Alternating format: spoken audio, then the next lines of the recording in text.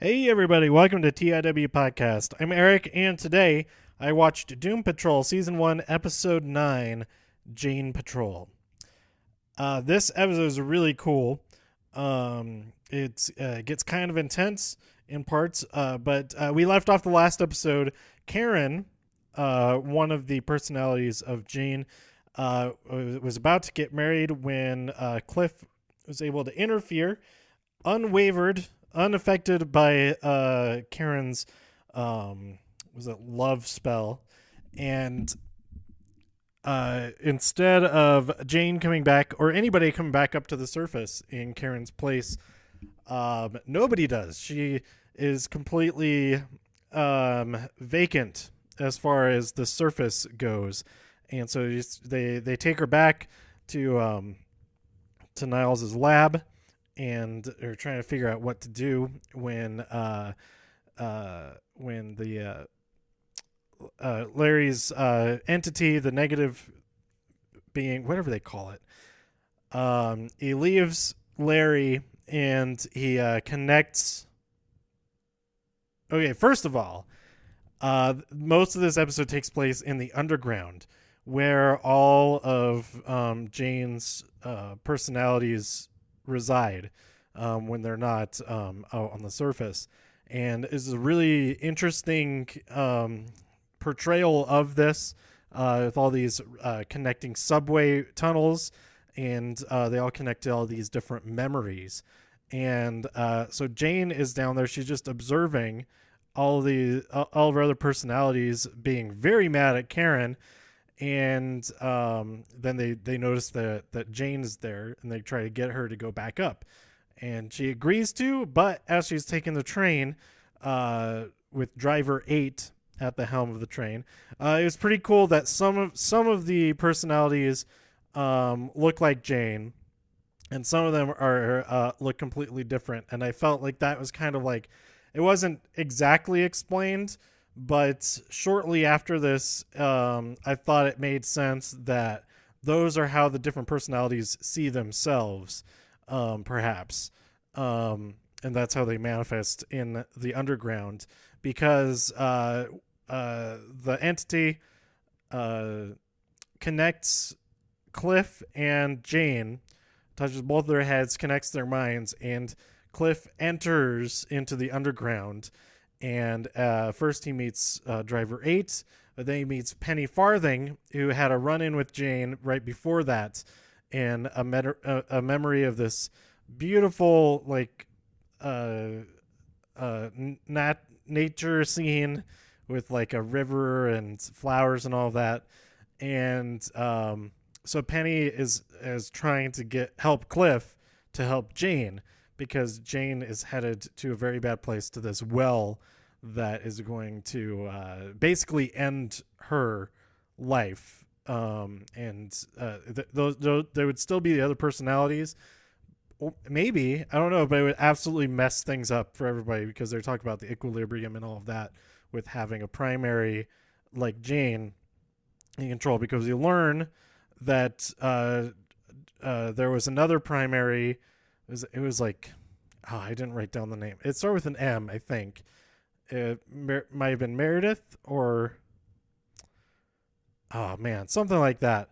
But we see that personality did the same thing, and it really messed things up. And so Cliff's trying to help her and all that. When Cliff, that's what I was getting at, is that Cliff, he appears as human when he first gets down there, and he almost isn't able to help Jane. He finally does find her. He was locked in a jail, and then with Penny Farthing's help, he's able to break out of jail, and then they go after her, and then he has to make it past this, is it Dark Abbey or Dark Alley? Oh, that would make sense.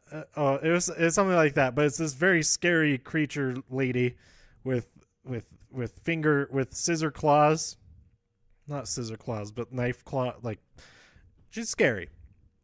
She wouldn't let Cliff pass as a man, but he turns into the robot man, and he's okay to go. And so we find out that the like genesis of all of these personalities is rooted in that memory, because that memory is a puzzle that Kay, the original identity, I don't know what is of her anymore.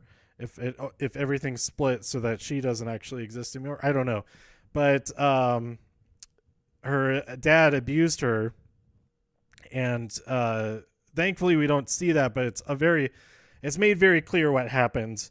You don't have to imagine very much to see that it's really messed up. And so the out of the well is her dad, like this monstrous version of her dad, with made out of puzzle pieces, is trying to suck her into the get her to go down into the well. And Cliff being there, it keeps that from happening. He stands up to it, and she stands up to it even more once Cliff's efforts are very, very unsuccessful. He like rips it in half and all that. And so he gets sent back down the well, that puzzle piece dad thing, and she goes back onto the train to go back to the surface with Cliff. So yeah, that's really the rundown of what happened in this episode. I thought it was really cool, but things aren't they aren't a-okay. Yeah, because still right at the end we see her lay in bed relieved, but that voice, the voice of the memory of her father, is still lingering, and that's no good because that's all really messed up stuff. So I thought everybody in this episode did such an awesome job, because it was all, as far as the regulars go, it was like, it wasn't 95%, but it was all just Robot Man and Jane. And then we had a bunch of guest stars who were the different personalities. And Jane, a few of them were the same actress. So it was cool to see her play opposite herself a little bit more, because I don't think we've actually seen that yet. We've seen her play the same character in a scene, but it's still just her. It's not like her and her. Does that make sense? I hope so. Like, she changes personalities, but she's not two different personalities in the same room, like two different people. I don't think we've seen that on the show yet. Oh, maybe we did. Maybe we did in the one with the music, all that. Anyway, Ring My Bell, that episode. What was I saying? Oh, it was awesome to see all the different personalities. You got to see Hammerhead, Penny Farthing, as I said. Those I believe Penny Farthing was a different actress.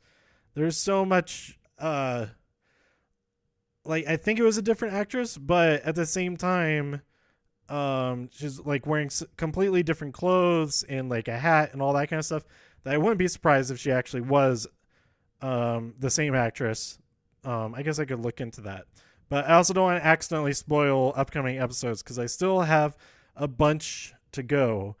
4 more that are available as of this recording, and then the one that comes out this next Friday, the penultimate.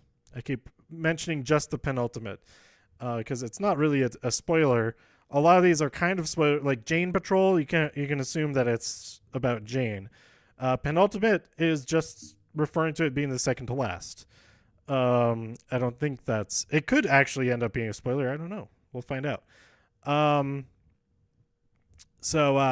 Yeah, I really, really like this episode. It was so different from the rest of the show so far. Every single episode has been weird in its own way, and I thought this episode was like really, really cool. And yeah, I'm looking forward to see what happens next. I don't even. There wasn't really much of a hint what will happen in the next episode, because we just have that that lingering memory to end this one. But yeah, Real quick, I did want to talk a little bit about my activities today. I did not watch this episode right after the last one, like I said in the last episode that I would. Um, I went to bed, and then I tried to do some stuff throughout the day today, which is Sunday. It's Mother's Day. Happy Mother's Day to all out there. Um, and I, I didn't have I wasn't there's one thing that I was going to do that was for Mother's Day, which was go to Doug Loves Movies, which is a Mother's Day tradition for Doug Benson to come and have a show in Denver, which is a pretty cool tradition. I haven't partaken in it in a while. Maybe like 3 years ago was the last time that I made it to the show, but I did have a ticket to go, but I ended up not because I was worried I was pushing my luck with my car because I earlier in the day I was going to meet up with somebody to sell them a whole bunch of old vinyl records. And so I had driven out to the specific location we were going to meet, which is about 20 minutes away, because it was like halfway between where we were both coming from. I thought it would make it a little bit easier for them, make it more appealing to meet up, but they never showed up, which I'm pretty annoyed about. And they they didn't ever respond to my messages on there and all that kind of thing. But while I was waiting, this is my own fault for being stupid and just running the radio off the battery, the car battery, without the engine on. Because I also didn't realize that my headlights were on, and I think it's more so the headlights that ran on the battery than the radio. But at one point, everything just shut off, and I thought, oh, that's kind of a nice feature. It turns off automatically. Like, I had never had it done that before because I never had just the radio on without the engine on for longer than like a minute. I didn't even think anything about it other than, oh, that's nice that it just turns everything off, and that saves battery. Well, maybe that is a feature. Maybe it was trying to do that, but my battery did go dead because when I eventually gave up on waiting for this person, I went to start my car and just click, click, click, click, click. Oh, great. Click, click, click, click, click again. I'm in like a kind of a busy parking lot, but it's a Kohl's, and everybody is there with like, it's like a family outing type trips, and I don't want to bother anybody I don't want to mess up their Mother's Day or anything like that. So I bring up the Lyft app. I think, well, let me order a Lyft. I'll make it a short ride in the system, and then I'll just let them know right away that I just need to jump my car. And so I ordered a Lyft because if they're online working anyway, then I'm not interrupting their plans. They're looking to make some money doing stuff, right? So a guy who's pretty close by, he comes. I text him as he's on his way, and he pulls right up, and we try to do the jumper cable thing. It does not work. I kind of feel like he was doing his part onto his batteries wrong, and that the contact on his terminals was not good or something like that. Anyway, it did not work. And so I said, well, thanks for coming by and giving it a shot. And I figured that he was accepted the ride, started the ride when he got there, and then would finish it because I finished the ride just like I didn't think to like double check with him, like, this was what I intended for you to do so that you could get money for doing this. So I feel bad because I don't know what happened, but the ride did not appear in my history or anything like that. It just like disappeared. So I don't think that I was charged for it or at all. And if I had known that was going to happen, I would give him a few bucks for his time anyway. But I wasn't able to do that because he already left because I thought it was going to be on the app, and it wasn't. So I feel really bad for that. I don't even remember his name now because, I guess I did. It is in my text messages. But so if by some chance Brian, you stopped at Arapahoe Crossings for me earlier today on Mother's Day 2019, thanks for the effort. I wish I could have given you some money for your time. But I didn't think of it. I thought the technology would have been there to support that. But anyway, I'm thinking, well, now I gotta call like a tow truck or something like that. But then I start looking up: is it actually my battery that's dead? Is that the problem? So I look up what that clicking exactly is, because this is the first time it has happened for me on this car, and it might be something completely different. I don't know. But when I'm looking it up, I see a page that says how to jumpstart your car without another car, and I see the instructions, like the first paragraph. It describes how you normally jump a car, which is what we try to do. The second paragraph, one of the options is to get a rolling start, and I was like, oh yeah, I've seen that done before. It happens in Little Miss Sunshine. I was about to say Sunshine Cleaners or Little Eternal Sunshine of the Spot. It was not those two. It was the one with the van, because they had to do that with the van. And Steve Carell was in the van with the family. Anyway, luckily I was in this big parking lot. I was in an area where there weren't cars. They were all I was like away from the building. So there's a long way ahead of me, no cars, just free rolling, and it was downhill in front of me, which is perfect. So I read that brief description of what to do. So basically, it suggests having a friend to help push your car, which I did not have. But I had Gravity. Gravity was my friend today. It said, turn your car, or turn the key into ignition, like in the on position, and then you shift into neutral first, or not. Maybe not first. Maybe you're supposed to do that right away. Anyway, the point is that you get the car rolling. You're supposed to push the car so you start to get a little bit of speed going. And you shift into with the this only works on a manual transmission, by the way. With the clutch pushed in, you shift into the second gear, and once you get into gear, then you release the clutch, and that will kind of like force the engine to turn over and get get it going. And it freaking worked. I was amazed. I was like, holy crap. This actually worked, and I can actually get home now at the very least. So on my way home, I did have some stuff to pick up at the art supply store.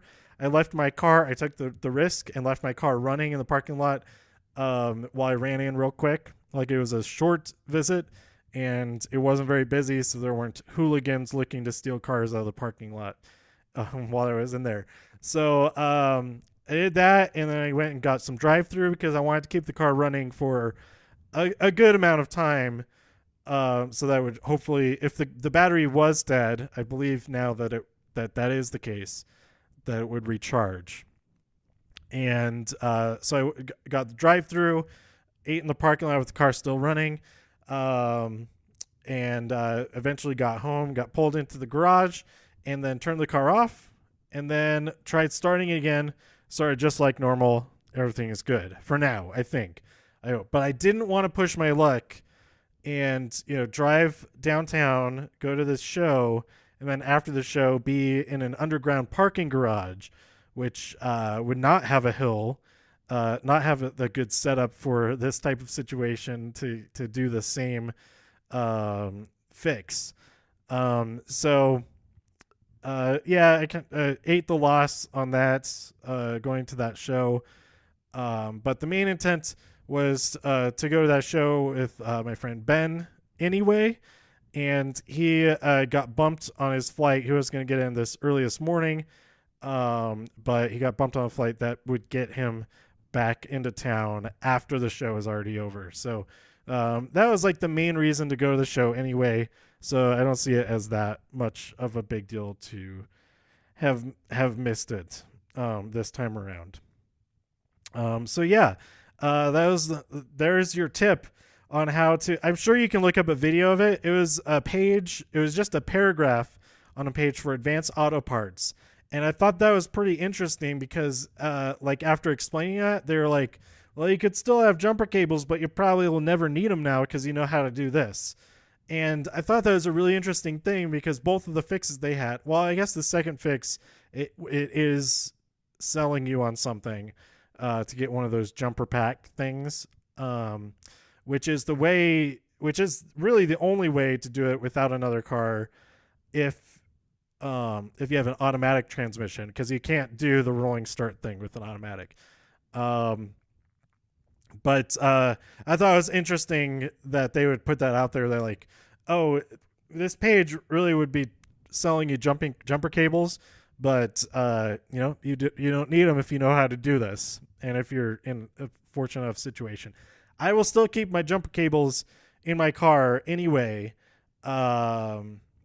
Not just for me, but if I come across somebody else who does have an automatic transmission vehicle, that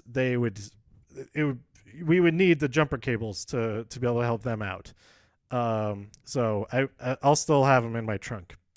So yeah, there you go. That's Jane Patrol and Dead Battery Patrol today on Mother's Day 2019. Let me know some of your stories about jumping your car in unusual ways, and what you thought about this episode by tweeting me at TIW Podcast. Go to TIWpodcast.com for more reviews. If you enjoyed this episode or anything else on the site, please share some links with your friends. Subscribe on iTunes, Spotify, Stitcher, YouTube, wherever you like to listen. And I'll be back real soon with episode 10, which is called Hair Patrol, which, I mean, Jane has the best hair out of everybody on the cast. Like, Cliff doesn't have hair. He's a robot. Larry doesn't have hair. He's burned to a crisp. Rita has pretty good hair. Could be about Rita's hair. Cliff has some pretty good hair too, but I don't think that there'd be any kind of crisis having to do with his hair. So it's only half of his head anyway. So does this have to do, or maybe it's somebody else's hair entirely, somebody that isn't part of the team, and it's causing problems. So we'll find out soon enough. Some of you already know because I'm recording this episode so far after Jane Patrol originally came out. So I'm looking forward to it. I hope you're looking forward to it too. And I'll be back next time here on TIW Podcast. Stay safe out there, super friends. Keep some jumper cables and that tip in mind. That's part of staying safe, kind of. At least getting mobile again. Doing it the way I did actually was not the most safe but I did like keep an eye out for people that were coming and stuff because I don't know if my brakes would have really worked that well without any power once I got really going. But anyway, okay, this episode is over now. Stay safe out there. Bye.